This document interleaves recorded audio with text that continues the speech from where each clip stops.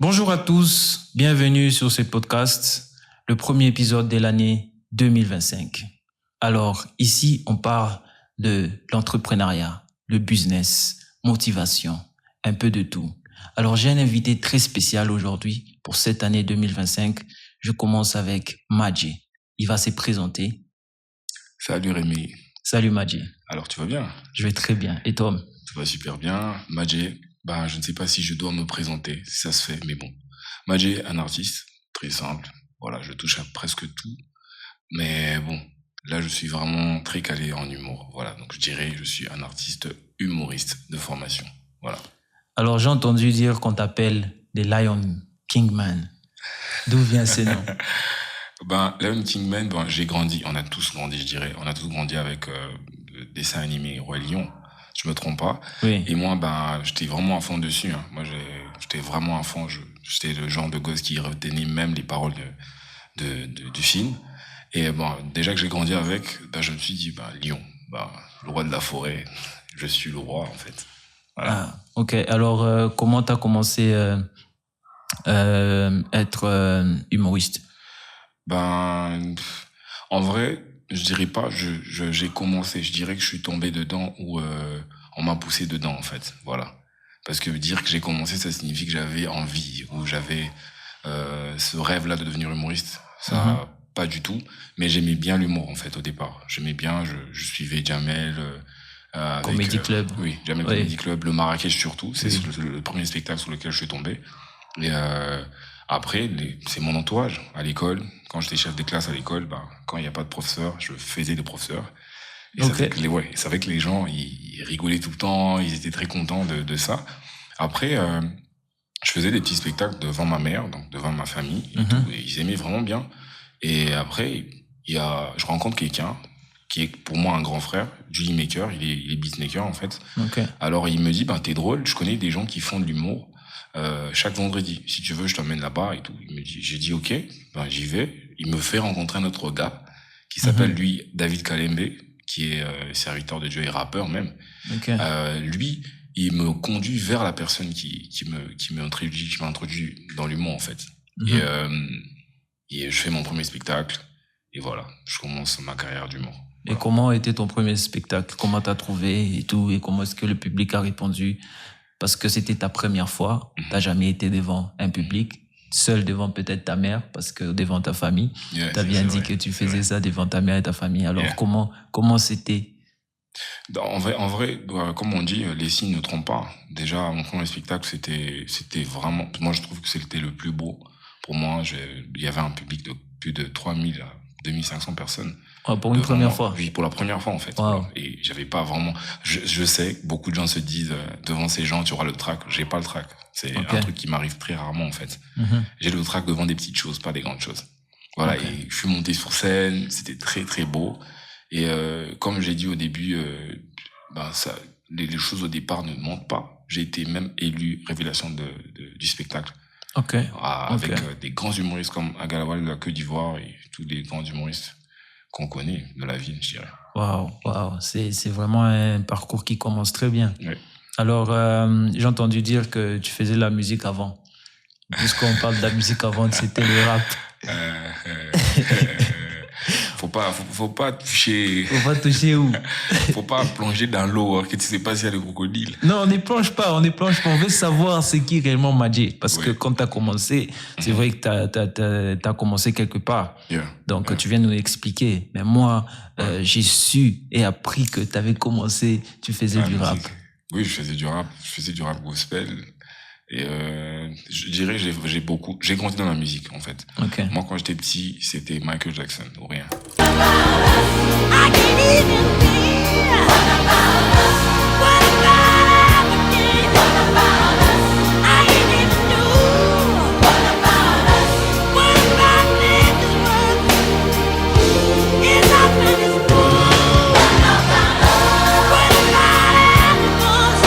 Et même, je me rappelle, le jour où il est mort, j'ai pleuré. Mon père me disait, non, c'est normal. Et moi, j'avais très mal. Moi, je me rappelle, quand j'étais petit, à la maison, je prenais l'uniforme de l'école, un cinglé blanc, le gant un gant blanc. Je découpais les doigts ici. Ok. Et tout. Et je prenais un petit pantalon, des Weston, je me rappelle quand j'allais avec à l'école. Et devant le miroir, je faisais Michael Jackson, surtout la chanson où il y a du vent là et tout. Je vois Je mettais le ça. ventilateur et ça faisait de l'effet. Je mettais les perruques de ma mère. Tu faisais tout un scénario. Vraiment Michael Jackson. Waouh. Et je pense que c'est comme ça que j'ai débuté dans la musique. J'ai grandi dans la musique. J'ai grandi dans cet environnement-là. Et mon oncle était DJ avant. Donc j'ai vraiment appris ça. Et puis après, je suis beatmaker aussi. Ok. En fait, ça a déboulé ça allait cheater. Ça allait cheater. Yeah. Voilà. Ok. Alors, dis-moi, derrière le rire, il y a beaucoup de travail, n'est-ce pas? Yeah. Alors, comment travailles-tu sur toi-même pour toujours t'améliorer? Déjà, au départ, je me dis que rien n'est acquis. C'est très vrai. C'est vrai que c'est juste une phrase qu'on répète tout le temps, mais c'est la vérité. Les temps changent, les choses évoluent. Il y a des nouveaux talents, il y a des nouvelles choses. Alors, je me dis tout le temps que je dois être au max, au meilleur de moi-même. Même quand je fais un bon spectacle, je me dis toujours qu'il y a un petit truc qui n'a pas marché. Alors, ça me pousse prochainement à faire mieux. Voilà. Ok. Yeah. Ok. Et jusqu'à présent, combien comment je vais dire, d'événements tu as eu à participer ou combien si je dis événements, ça veut dire des spectacles, combien de spectacles tu as fait? J'en ai fait vraiment beaucoup en vrai, mais si je dois compter de 2018 à 2025, oui. J'en ai fait vraiment beaucoup. C'est peut-être plus de 300, 500. 300 spectacles. Oui. Okay. C'est vraiment beaucoup. Mais vu que tu as les chiffres, c'est déjà bien, non? Yeah, quand même. C'est pas peu. J'ai commencé il y a longtemps. Alors, c'est quoi le spectacle que tu as fait qui t'a marqué?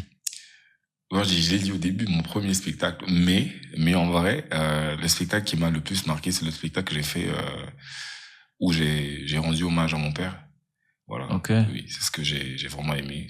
Ça m'avait vraiment plu. Je me sentais à l'aise et je sentais que je faisais quelque chose pour une cause. Et c'était important. Voilà. Ok. Donc, ça évolue bien. Oui, ça évolue très bien. Ça paye. De quoi vous parlez? Je sais pas de quoi vous parlez. L'humour, ça paye. Donc, non, mais ça... Qu'est-ce qu'il paye? L'ouvrier mérite son salaire, c'est tout. On le dit souvent. Ok, l'ouvrier mérite son salaire. Ouais, évidemment. Alors, si je dois dire et peser le pour et le contre, how much money can you make when you do one spectacle? I think maybe 500. 500? 7. Donc, pour combien de temps, moins? Je dirais déjà que janvier, tous, c'est la même galère. En vrai, janvier, c'est chaud. Janvier, c'est toujours chaud. C'est toujours chaud. Mais dans un mois, je peux avoir pratiquement 4-5 spectacles. 4? Oui, dans 4, un mois. Spectacles. Donc, ça signifie 4 prestations. Et voilà. Mais j'ai pas dit de faire les comptes. Venez pas nous braquer. On a presque... on est juste des artistes, voilà. Alors, comment tu fais pour gérer ton argent?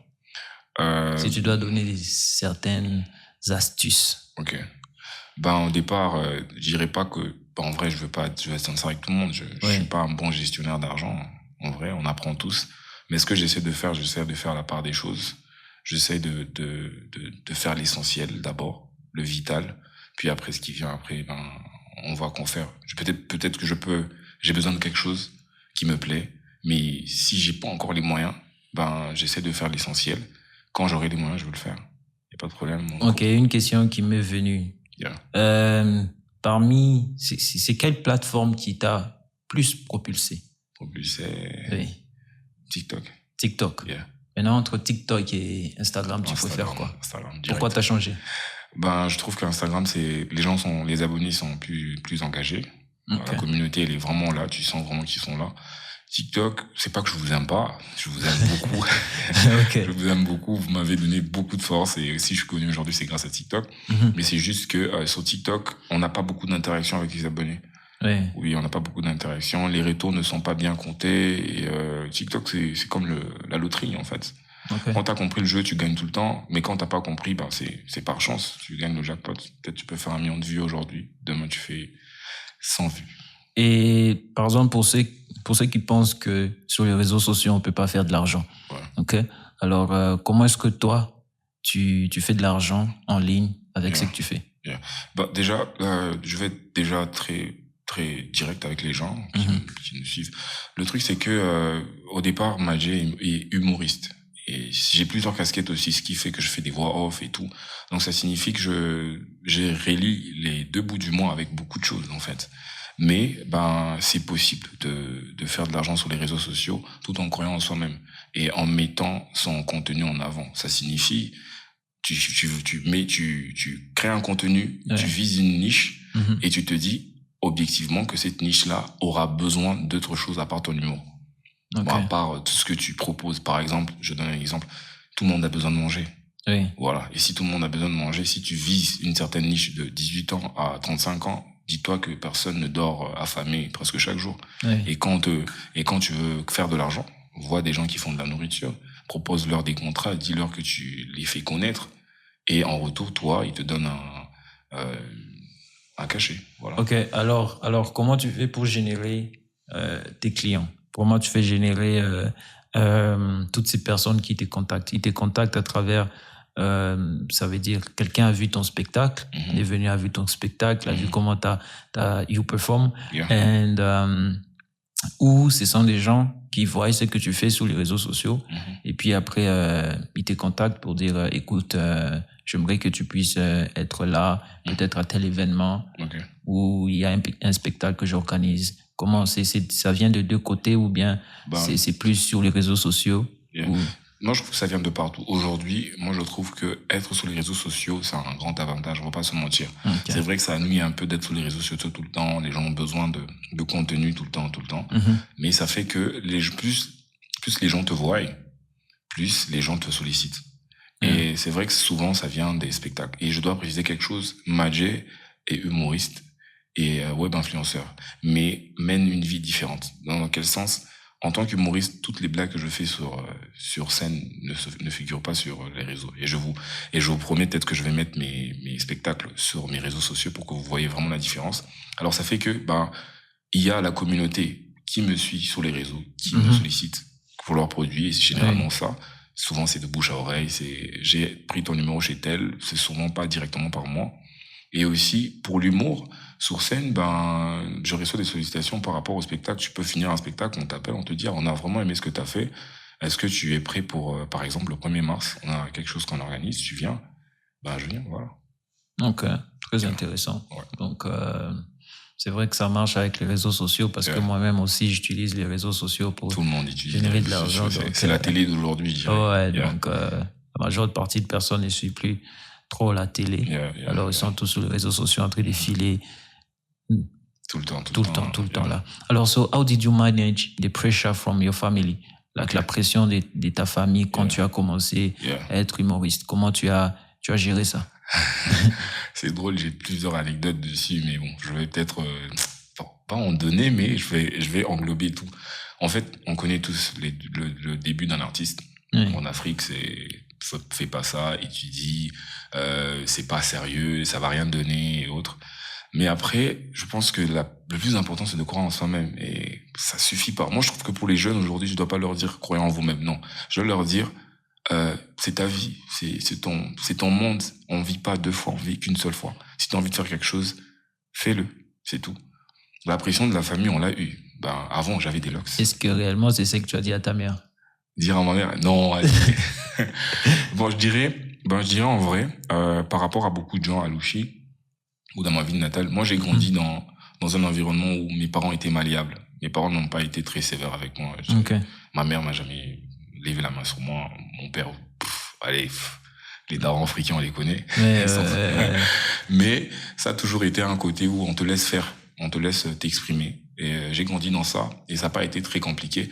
Par contre, dans la grande famille, ma famille élargie, c'était chaud. Surtout, j'avais des locks. Et je sais que les locks, vous savez que les locks, ça a une mauvaise connotation. Peut-être aujourd'hui que ça devient plus ça a quand même normal. Oui, ça a quand même changé. Mais avant, moi, quand j'avais des locks, on m'aimait pas. On me disait, ce que tu fais, c'est pas bien. Tu prends ta vie en main. Mais après, ce qui se passe, c'est que... Bon, tu dis qu'avant, t'avais des locks, maintenant, t'as quoi? Aujourd'hui, j'ai une calvitie qui est en train de naître. En plus, c'est des jumeaux. Non, Non, Ok. après, la famille, elle te présente tout le temps comme la star de votre famille. C'est, ah non, tu connais, on a une star dans la famille, c'est lui, Ok. on a quelqu'un de connu dans la famille. Ok. Et ça devient différent. Moi, je les en veux pas. Je le comprends. Sans leur pression, je ne serai jamais ce que je suis. Je les remercie et bon, je loue ça. Ok, Ouais. depuis que tu as commencé, alors c'est quelle région qui te suit plus? C'est ici au Congo ou bien t'es ouvert Pas du un tout. peu partout? Pas du tout. La preuve, c'est que peu de gens me reconnaissent quand je suis ici. Mais ailleurs, tu te rends compte que les gens te connaissent. Et Vraiment. c'est quel pays? Ben, bon, déjà au départ, c'est les pays francophones. Il y a la France, il y a le Sénégal, il y a le Canada. En France, il y en a beaucoup. Au Canada, au Sénégal, il y a Madagascar. Il y a vraiment beaucoup de pays. Il y a aussi le Congo-Brazza, le Gabon, le Cameroun. Parce que voilà. Et tu envisages peut-être dans les jours à venir ou peut-être cette année Yeah. de faire une tournée? Ben, ce serait pas de refus. Si j'ai une bonne prod, je pense que je veux le faire. Mais au départ, j'ai vraiment envie moi, j'ai vraiment envie de me lancer dans le cinéma. En fait, c'est ça. Le c'est cinéma. ça. Yeah. Ben, les spectacles, je trouve que, bon, en fait, je suis le genre de gars, j'aime pas faire ce que les autres ont déjà fait. Je préfère faire ce que les autres n'ont pas encore fait. Ok. Voilà. J'ai vraiment envie de me lancer dans le cinéma, un peu ramener une petite touche nouvelle, comme je le fais déjà avec mon contenu, qui sont vraiment différents des autres. C'est vrai qu'au départ, je me disais, ça ressemble à, mais après, avec beaucoup de recul, je me rends compte que je ressemble à personne, je fais ce que j'ai envie de faire. Parce que je sais qu'avant que tu puisses lancer, c'est que tu as commencé sur Instagram, tu avais fait une vidéo pour dire It's time to be yourself. Oui. Ouais. Ben, je dirais pas c'est un secret, mais j'ai pas envie de le dévoiler ici, sinon tout le monde serait comme moi. Donc, voilà, c'était ça que j'avais fait. Ok, alors que si j'avais une autre question, quelles sont les 3 choses les plus importantes pour réussir dans l'humour? Dans l'humour, je dirais déjà au départ, vous savez ce que je veux dire, c'est le travail. Il faut beaucoup travailler. Et c'est vrai que beaucoup de gens n'ont pas le talent qu'il faut, mais il faut être patient. Moi, je trouve que c'est la patience, c'est ce qui construit la chose. Plus t'es patient, plus t'apprends. Apprends beaucoup. Quand tu tombes, apprends. Faut pas te lamenter. Apprends beaucoup. Sois très patient. Et aussi, il faut avoir quelque chose de spirituel derrière. Et quand je dis spirituel... Quand on dit spirituel, on sait déjà de qui tu parles. Oui, il faut vraiment avoir quelqu'un de spirituel. Yeah, our father. Yeah. Yeah. Parce que en vrai, je veux pas te couper, mais le stress en Afrique, ça existe. Hein. C'est vrai qu'on idéalise ça, on se dit, c'est juste un truc de blanc. Il faut. Moi, je suis arrivé à un niveau où j'avais fait une dépression de malade. Non. Au point où j'ai cassé mon ordinateur. Tu nous expliques ça?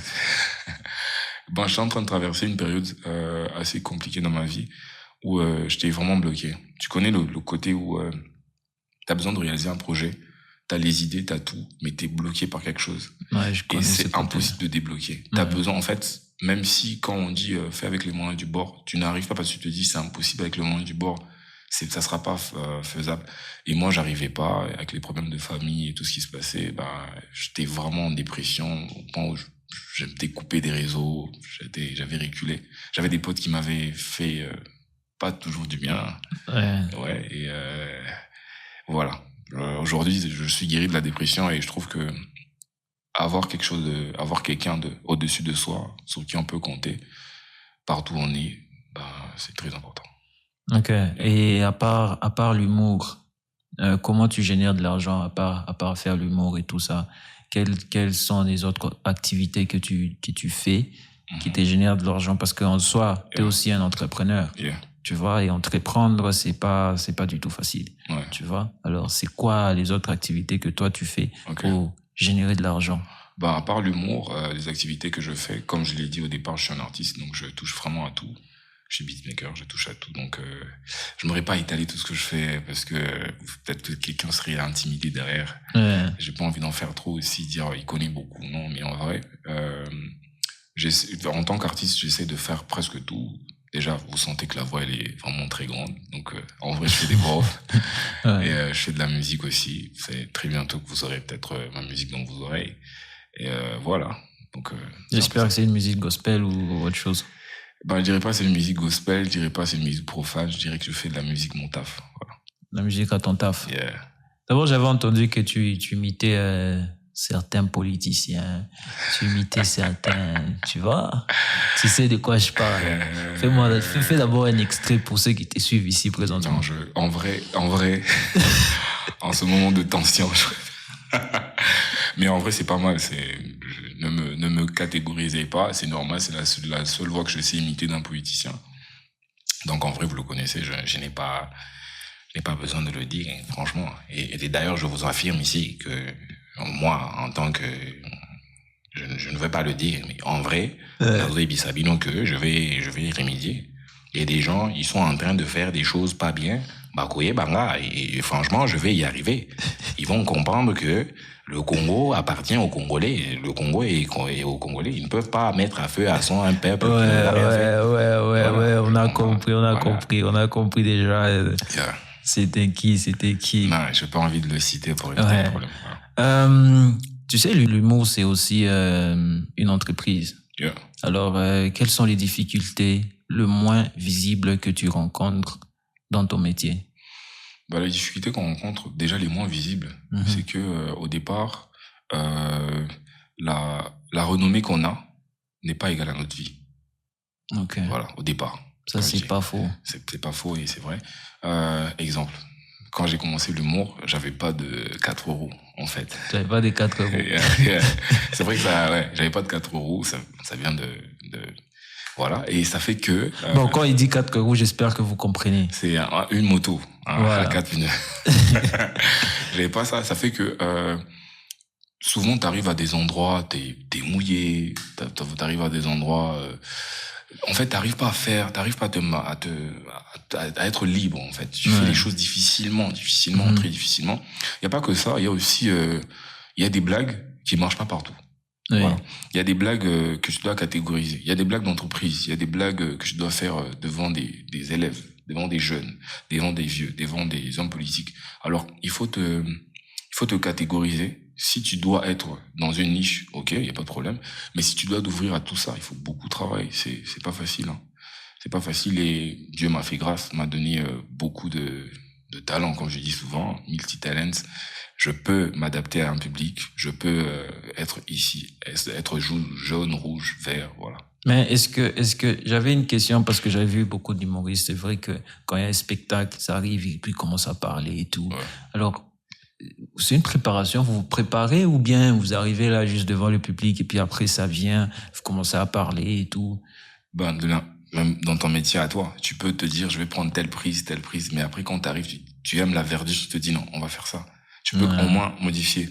Mais au départ, t'avais déjà un plan. Plan. Alors le plan, c'est quoi? C'est qu'on répète au départ. Il y a des choses que vous pensez qu'on improvise, mais on a vraiment répété ça même plus de 50 fois. Une fois, j'ai répété plus de 50 fois. Mais est-ce que tu t'es déjà dit que cette blague que je vais faire, peut-être ça sera pas drôle? Ou ça sera drôle? Oui. Ou tu doutes? Oui. Douter de soi, c'est bien. En fait, c'est douter de soi ce qui pousse à comprendre qu'on n'est pas, on n'est pas dans le monde seul. Okay. C'est ce qui pousse aussi à avoir une direction artistique. Comme je suis dans une structure qui fait à ce que quand j'ai un spectacle, forcément, il y a des gens qui sont derrière moi pour me dire ça, fais ça. Comme par exemple, vous le connaissez, Marcus, avec qui je travaille, un frère. C'est quelqu'un qui m'aide beaucoup en humour, quelqu'un avec qui on échange beaucoup. Quand je dois monter sur scène, je lui demande, je fais ça. Et il faut pas oublier la directrice artistique la plus forte, ma sœur. Voilà. Tu parles de Larissa? Oui, je parle de vraiment. Tout le monde connaît Jemima en fait. Mais moi, je trouve que vous la connaissez pas bien. Elle est plus drôle que moi. Ça, c'est fou, mais c'est vrai. Ok. Elle est plus drôle que moi. Ma sœur, elle est plus drôle que moi. Parce que ma sœur, elle sait voir que là, ça sera drôle, là, ça sera pas drôle. Voilà. Ok. Donc, elle est comme pour toi. Hein. Ouais. Il y a toute une équipe. Comme par exemple, je parle de ma productrice, qui est ma grande sœur, Madame Rosingalo. Je te parle de ma sœur, Jemima. Je te parle de Marcus Jour. En fait, c'est tout mon entourage. Et dans toute l'entreprise, c'est une famille. Voilà, c'est toute une famille. Yeah. Wow. Ok. Très intéressant. Et pour toi, depuis que tu as commencé l'humour, quels sont les humoristes que tu as vus qui ont du talent et qui percent? Ah, c'est chaud. Hein. C'est chaud. Ouais, c'est très chaud comme question. En vrai, ça semble pas être chaud, mais c'est très chaud. Parce que comment je vais répondre à cette question quand ils vont faire « Ah, donc moi, il m'étouffe. » Alors, je préfère pas. Des humoristes que je trouve bons. Oui, bon. Moi-même, déjà, au départ. Ouais, ça, c'est une bonne réponse. C'est vrai. Ouais. Je suis bon. et tout, mais bon, je vais rester humble. Marcus. Ok. Marcus Jo, je le trouve bon. C'est vraiment parmi les humoristes avec qui je sais vivre en tant qu'humain et j'essaie de travailler en tant qu'artiste. Et je vous informe que c'est le seul humoriste qui me fait rire à dormir par terre. Ok. Yeah. Ok. Voilà. Et s'il y avait une dernière chose à dire, que tu avais à dire aujourd'hui ici, Yeah. sur ces podcasts, Mhm. que dirais-tu à quelqu'un qui aimerait s'élancer, Yeah. qui aimerait faire aussi la même chose, que ce soit humoriste ou peut-être qui a quelque chose qu'il voudrait lancer Yeah. en tant qu'entrepreneur qui veut commencer? Yeah. Qu'est-ce que tu diras à cette personne? Sois patient. Sois très patient parce que les bonnes choses durent toujours et prennent du temps. Ça va pas se faire en une journée. Mhm. Le temps que tu passes en train de te dire pourquoi ça marche pas, pourquoi moi, les autres ils vont de l'avant, ce temps-là, Dieu est en train de te former en fait. Donc il y a un pouvoir qui est en train de te maler, comme on dit, est en train de te forger. Et quand tu ressortiras, je te jure, tu seras plus qu'on peut imaginer. Ce qu'on veut dire, en vrai, si quelqu'un juge ta démarche, donne-lui tes chaussures. Voilà. Ouais, répète ça encore. Si quelqu'un... Je disais, si quelqu'un juge ta démarche, donne-lui tes choses, donne-lui tes chaussures. Oh, Ouais. ça, c'est très profond. Ouais. Really deep. Yeah. Alors, merci d'avoir Ah. accepté mon invitation. Je te remercie de Merci. m'avoir honoré d'être venu chez Ouais, vous. super. Ouais. Merci aussi d'être le premier invité pour cette année 2025. Le premier, je suis le premier. Ouais, tu es le premier Ouais, pour l'année 2025. ouais. Même au paradis, je vais entrer en premier. J'ai toujours été le premier. Il y a Voilà. toujours une liste au paradis. Sauf à l'école. Sauf à l'école. Je regrette trop. Ouais. Ouais. Si tu nous as suivis et que tu n'es pas abonné, abonne-toi et aussi laisse un commentaire. Et aussi, je t'invite aussi à suivre Madjé. Il y a Madjé partout, hein. Un peu partout, il y a Madjé.